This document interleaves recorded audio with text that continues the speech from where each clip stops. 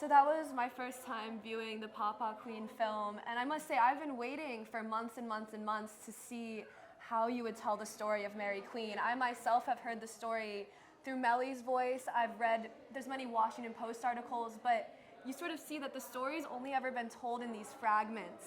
And to see it all come together holistically with the perspectives of various historians as well as various descendants, to me it was very meaningful and very moving. Yeah, as a Georgetown student, I've never been introduced to all of its information before, and I feel like the film did a great job of inspiring and portraying the information to the viewer, and inspiring us to kind of dive into our own background and kind of just be a voice for our whole community, just so that they can dive into their own history as well, and also just let this knowledge be known. I felt like the film was portrayed in a great way with the poetry in the beginning, and also in each chapter it was just interwoven really well with all the scenes, and the color and framing of all the shots were just really well done, really great.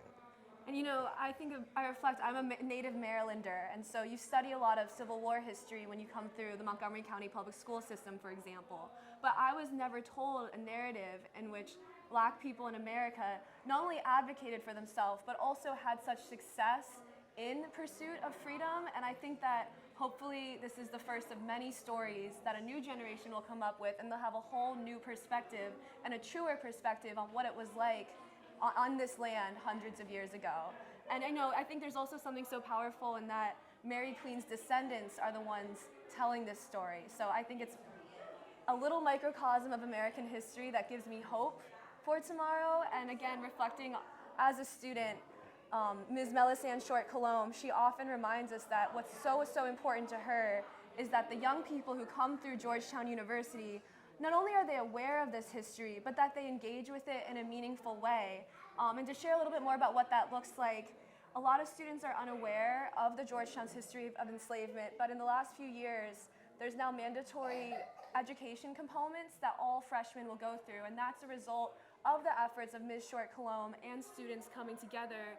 And in the last few years, a few descendant students, some of them have graduated, some are still on campus right now, and so through this group, we started calling ourselves Hoyas Advocating for Slavery Accountability. We're comprised of alumni, current students, and current students who are descendants. And so this history is not all that long ago, and this history is still right now. And so I hope that as this documentary goes forward, people see that it's just the beginning of the story and it's not even close to the end.